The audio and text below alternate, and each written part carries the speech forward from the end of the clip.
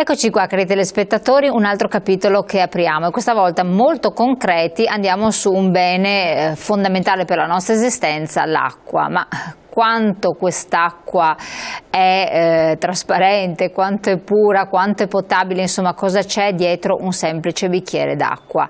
È importante scoprirlo, sembra una cosa estremamente banale, ma dietro c'è veramente un mondo molto complesso e non è così semplice. Allora andiamo a scoprirlo insieme con il nostro esperto Giuseppe Mossa, che è presidente del Centro Veneto Servizi. Grazie di essere qui con noi, Presidente. Buongiorno a tutti e buona giornata. Allora, e cosa c'è dietro un bicchiere d'acqua, che è il titolo provocatorio, ma in realtà anche il titolo di una vostra campagna di comunicazione, ci aiuta ad entrare dietro una dinamica di cui si parla poco se non quando sorgono determinati problemi. Questo è un dato di fatto. Certo. Problemi ce ne sono stati in certe aree, adesso vediamo un po' di affrontarli, di capire meglio.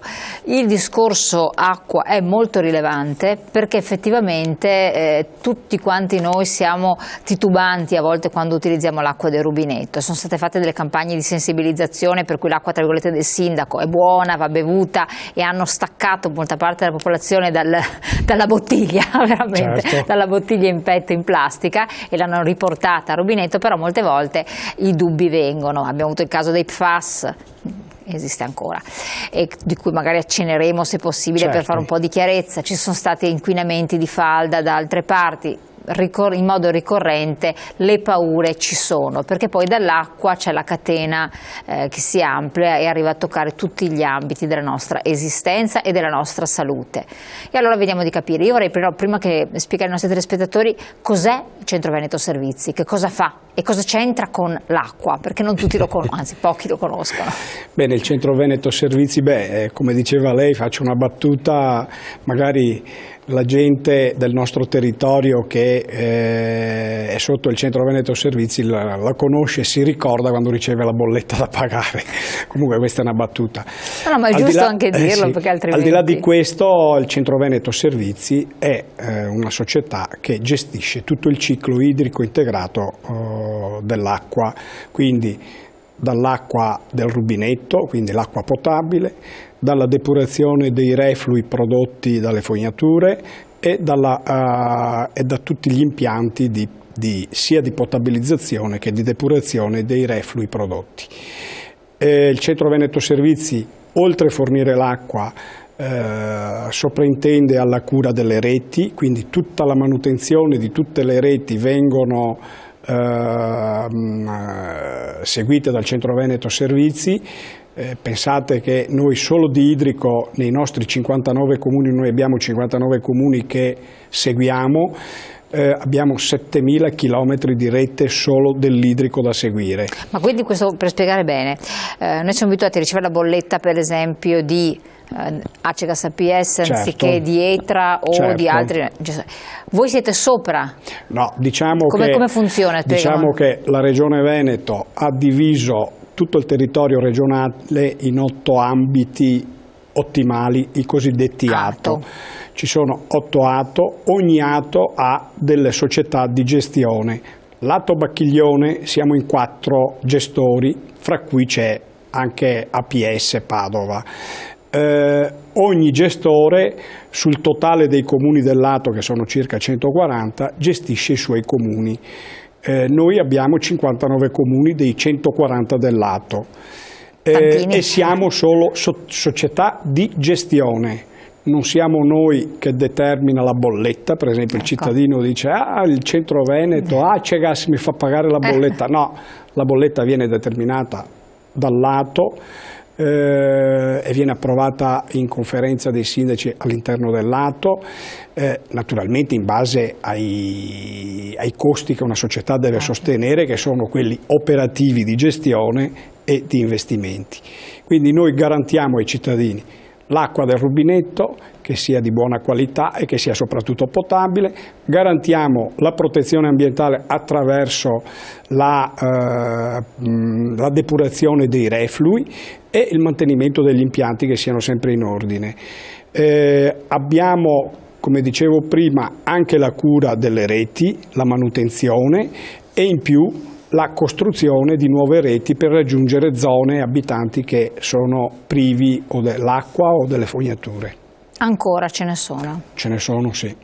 Ce ne sono perché abbiamo delle zone, o sia per una questione territoriale, pensiamo a zone montuose, raggiungere una casa magari non è facile, oppure abbiamo delle case sparse, per esempio in campagna, difficilmente una casa che è da sola in mezzo, non so, a X distanza da un centro abitato all'acquedotto, perché ci sarebbero dei costi per raggiungerla notevoli, che poi sono tutti costi che vanno a carico della comunità. No, infatti questo è assolutamente. Cioè fare, non so, chilometri di rete per andare su un'abitazione è un costo che non riuscirai mai ad ammortizzare, insomma diventa un costo eccessivo per la comunità. Però abbiamo delle zone ancora da raggiungere che piano piano raggiungiamo. Abbiamo poi le reti da sostituire, perché ogni X anni bisogna sostituire le reti, perché la manutenzione a un certo punto non basta più, e quindi c'è tutto questo lavoro molto impegnativo. E poi pensiamo solo alla garanzia. Lei ha parlato di alcune problematiche che ci sono oggi nell'acqua, FAS, inquinamenti di falde eccetera. Pensate che noi dobbiamo garantire che l'acqua che arriva nei rubinetti sia potabile e sia di buona qualità. Infatti, allora ci arriviamo certo. a parlare anche di questo. Certo. Lei ha parlato di reti idriche, e qui stiamo vedendo per esempio delle immagini di impianti di depurazione, certo. Quindi quanto lavoro c'è dietro, quanta attività che noi cittadini non possiamo neanche immaginarci. Però poi pretendiamo che l'acqua effettivamente sia potabile. Com'è lo stato della situazione di salute delle nostre reti idriche? Tante volte si parla di quelle del sud Italia che perdono acqua da tutte le parti, no? Fanno acqua da tutte le parti. Da noi com'è la situazione? Ma guardi, anche qua dipende un po', lei ha già fatto una distinzione, ha parlato del sud Italia, in cui la situazione di certe zone è veramente drammatica, perché raggiungiamo delle perdite veramente notevoli. Proprio dove non si dovrebbe, in aree dove non sarebbe parliamo del 60%, cioè ogni 100 litri di acqua che viene immessa nei tubi, 60 si perde. Diciamo che di quest'acqua bisogna tenere presente che nelle perdite vengono conteggiate anche quantità di acqua che servono per la manutenzione delle reti. Quando facciamo un lavoro per pulire le reti viene buttata dentro acqua a pressione, che poi si perde perché nessuno la paga, cioè viene pagata a livello comunitario, e questo corrisponde circa al 10% all'anno. Quindi quello che è eccedente il 10% è acqua che si perde per le rotture. Noi come Centro Veneto Servizi siamo attualmente al 27% di perdite, quindi effettivo il 17%. Come dato? D'altronde è ottimo, perché il dato regionale siamo sul 35-40%, il dato di perdite regionali, il dato nazionale siamo ben oltre il 50%. Quindi il nostro è ottimo ed è frutto di tanti investimenti, perché qua più investi, più cambi tubi, più i tubi sono nuovi e sono manutentati, più hai meno perdite. Meno investimenti fai dove ci sono tante perdite, perché generalmente perché non si fanno investimenti. E quindi questo è un altro, e questo è tutto a capo a voi, in società certo. come la vostra, se non altro. Certo. L'acqua, partiamo dall'inizio. Sì. Da dove viene prelevata? Quindi quali sono i bacini da cui ci si rifornisce, quali sono la falda, certo. insomma, fondamentale, perché il problema anche di falda ricorre certo. frequentemente. Noi come Centro Veneto Servizi abbiamo un approvvigionamento da fonti che ci garantisce circa il 50% del fabbisogno. Tengo a precisare che il nostro fabbisogno dei nostri 59 comuni, noi dobbiamo garantire 1100 litri di acqua al secondo. Il nostro fabbisogno viene coperto da alcune fonti, la più grossa che abbiamo è Camazzole nel Brenta. È una fonte questa? Sì. È una fonte in cui noi ci approvvigioniamo di circa 400, da lì ci arrivano 400 litri di acqua al secondo. È una fonte con cui si approvvigiona anche Ettra, la società di Cittadella. E dove si trova Camazzole? Camazzole siamo nel Brenta, proprio vicino a Cittadella, insomma. Ed è una fonte, perché è stata scelta come fonte? Quali garanzie dà? Brenta, Camazzole, la zona di Camazzole è molto ricca di acqua, hanno quantità di acqua. Solo Camazzole dà 800 litri, 400 a noi e 400 a Ettra, la società di Cittadella. Cioè è una zona ricchissima di acqua di ottima qualità che non ha bisogno di nessun tipo di lavorazione per renderla potabile. Addirittura, quindi un'acqua... Sì, è eccellente. L'unica lavorazione che si fa è un po' di cloro per sicurezza, diciamo, su qualche probabile inquinamento biologico, ma per quanto riguarda la composizione chimica dell'acqua è perfetta. Quali sono i fortunati che si abbeverano di questa risorsa più così diciamo pura? Che partiamo dagli sfortunati. Non volevo partire da chi sta meglio. Camazzole, chi fornisce? Diciamo che Camazzole fornisce tutta la parte che da Padova viene in su verso Monselice, fornisce tutto il Conselvano, non tutto il Conselvano, parte del Conselvano, e arriva, per quanto riguarda la bassa padovana e il montagnanese, arriva diciamo verso Ponso, Carceri.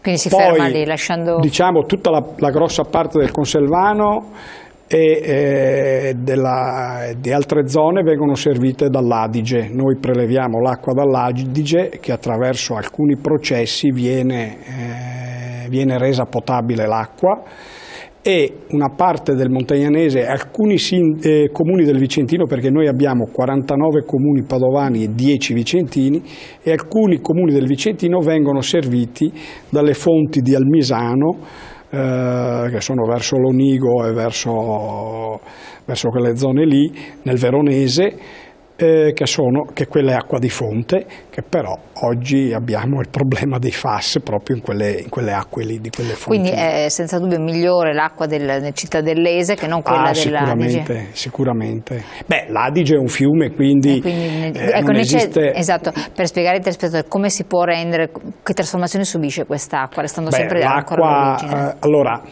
per rendere potabile l'acqua noi dobbiamo seguire un protocollo che è messo a punto dal Ministero della Sanità e che ci impone l'ULSS di appartenenza. Quindi questo protocollo ci dice quando l'acqua può essere dichiarata potabile. E quindi i parametri sostanzialmente. Ci sono tutti i parametri di tutte le componenti chimiche e fisiche dell'acqua che devono rientrare dentro questi parametri. Se l'acqua dell'Adige che noi usiamo rientra dentro questi parametri, allora è dichiarata potabile. Il calcio non deve superare X milligrammi litro, il ferro idem, eccetera. Quindi c'è tutto un processo automatizzato, naturalmente sottoposto a controlli già il macchinario fa dei controlli, ma poi c'è anche il controllo umano. Pensate, noi abbiamo un laboratorio che solo sull'idrico fa 17.000 parametri all'anno. Quando si dice che l'acqua cosiddetta del sindaco è la più sicura, non è vero, insomma, è vero, perché subisce, oltre ai nostri controlli, periodicamente, quasi giornalmente, i controlli dell'ULSS di appartenenza, dell'ARPAV Regione Veneto, settimanalmente ci sono controlli anche di questi due enti, più tutti i controlli che facciamo noi giornalmente sull'acqua, quindi subisce, pensi, 17.000 parametri, li facciamo solo noi, si immagini quest'acqua la controlliamo veramente in maniera Quando è che può sfuggire qualcosa, con presenze magari di alcune sostanze che possono essere tossiche, nocive, oppure andiamo al discorso dei FAS, che senza dubbio i nostri telespettatori perché uno dice con tutti questi controlli, la domanda la rendo più terra-terra, perché con tutti questi controlli alla fine salta fuori che nell'acqua c'è un inquinante come il FAS? Era questo il senso della domanda, giusto? Esatto. Bene, ho parlato prima di un protocollo di sostanze censite. Le sostanze censite sono quelle che normalmente sono nell'acqua. Il FAS non è una sostanza che normalmente è nell'acqua, anzi non dovrebbe proprio esserci. È nuova, diciamo così, è una sono sostanze che ci aggiunge l'uomo. Quindi noi, il protocollo che dobbiamo controllare noi è quello delle sostanze normalmente disciolte nell'acqua. Se poi c'è qualche delinquente, scusi se uso anche termini forti, che ci aggiunge dell'inquinante dentro l'acqua, quelli sfugge perché come si fa a controllare tutte le sostanze inquinanti esistenti al mondo? È impossibile. E quindi, anche perché non ci dovrebbero essere, e quindi le sostanze che in teoria potrebbero sfuggire sono quelle prodotte dall'inquinamento prodotto dall'uomo, che sfugge ai controlli. Però allo stato attuale purtroppo ci sono molte aziende, vabbè, non voglio fare i casi eclatanti, però senza fare anche menzioni di sorta, per carità, però che hanno sversato in modo abbondante ogni ben di Dio per essere pensiamo ai FAS. Questo è stato un caso che è emerso. È un inquinamento che parte da 40 anni. Pensiamo all'inquinamento del Frattagorzone, che è un fiume che si usa per irrigare, che avviene dalla Valle di Chiampo, dalle concerie della Valle di Chiampo. Io infatti volevo dire concerie, l'ha tirato fuori lei. Io lo interrompo solo un secondo, mi pare che abbiamo una telefonata. Pronto? Sì, salve, buongiorno. Buongiorno, dove chiama? Io chiamo da Casal Serugo. Sì, prego. E volevo chiedere al Presidente un'informazione, diciamo tecnica, forse lui può darmi una risposta. Io sono circa 8 mesi che ho fatto una richiesta di allacciamento nell'abitazione di mia mamma è anziana, e avevo bisogno di spostare il contatore dell'acqua da una posizione ad un'altra, facendo un nuovo allacciamento. La linea arriva dalla strada e quindi avevo bisogno di fare questo allacciamento. È venuto il tecnico 8 mesi fa a visionare, a farmi tutte le misurazioni del caso, e dopo circa un paio di mesi mi è arrivato un preventivo. Premetto che l'allacciamento che dobbiamo fare è sia sull'abitazione che è di mia mamma che quella di fianco, la bifamiliare in fianco del vicino. Allora, erroneamente hanno fatto un preventivo unico per 2 abitazioni con due civici diversi. Sì. Io dopo una lunghissima, sono stato credo 12-13 volte all'ufficio di Conselve, 2 volte all'ufficio di Monselice, per segnalare che avevo bisogno di 2 preventivi diversi. Mi sto interessando io anche del caso del vicino di casa. E niente, dopo una lunga peripezia, circa un mese e mezzo fa, mi sono arrivati 2 preventivi. Però uno è perfetto, quello del mio vicino, intestato a lui, eccetera. Quello di mia madre, ancora intestato al mio vicino di casa, con i dati di mia mamma. Ho mandato, non so, credo 5 o 6 mail nel frattempo, perché volevo sistemare questa situazione, non riesco a capo. È normale tutto questo, cioè CUS è così che lavora, perché veramente avrò fatto non so quante telefonate, non so quante mail, e tutte le volte che siamo stati negli uffici preposti per chiarire questo problema. Chiarissimo. Non riesco a uscire da sto caos in pratica. Grazie della sua telefonata e della segnalazione. Anche se lei non è un tecnico. Io non posso rispondere perché non conosco approfonditamente il caso, perché poi certe volte, come viene descritto, magari manca qualche dato, comunque quello che posso dire è magari la telefonata è registrata. Abbiamo il numero di telefono del telespettatore. Bene, magari lo possiamo, se ci autorizza il telespettatore, lo possiamo dare. Gentilmente me lo date. Io oggi sono in Centro Veneto e oggi già do qualche risposta all'utente che ha chiamato, scusandomi se c'è stato da parte nostra anche un po' di disguido. Noi abbiamo un grado di soddisfazione delle richieste abbastanza alto, però qualche volta può succedere. Noi gestiamo 250.000 abitanti, quindi qualche caso magari di disfunzione di COP può succedere, insomma, come succede sempre lavorando. Però l'importante sono le segnalazioni, perché almeno aiutano anche a razionalizzare. Lo prendo personalmente in mano io questo Grazie. caso. Ringraziamo il telespettatore, quindi magari se può chiamare, lasciare il numero. Oggi senz'altro. Perfetto, grazie molto Presidente. Tornando appunto a noi, come lei giustamente ha posto la domanda diretta, ecco, esatto, abbiamo il caso delle concerie, era un caso eclatante che si è presentato. Ci sono quindi queste sostanze nuove, tra virgolette, poi scopriamo che magari in Europa già erano codificate, già avevano provveduto, però è da prevedere questa queste sostanze particolari, e non è possibile riuscire in qualche modo ad evitare che poi si verificano danni anche ambientali ed economici, perché poi sa benissimo quali sono le ripercussioni, secondo lei? Diciamo so che non è un tecnico, però no, insomma... io non sono, e non è nelle mie competenze di Presidente questo tema, però le rispondo perché ci sono passato attraverso il mio vecchio incarico di sindaco, infatti per quello che gliel'ho chiesto. L'inquinamento Frattagorzone lo conosco molto bene, lo so. E qua i controlli che ci devono essere sono sulle aziende che scaricano, che devono scaricare, c'è una legge ben precisa che dà dei parametri allo scarico che devono osservare, e qui ci vogliono i controlli degli enti preposti. Diciamo che scontiamo anche inquinamenti che arrivano da lontano, da 40 anni, come questo dei FAS, in cui fino a 20 anni fa la sensibilità ambientale era quella che era e quindi sfuggivano molto di più.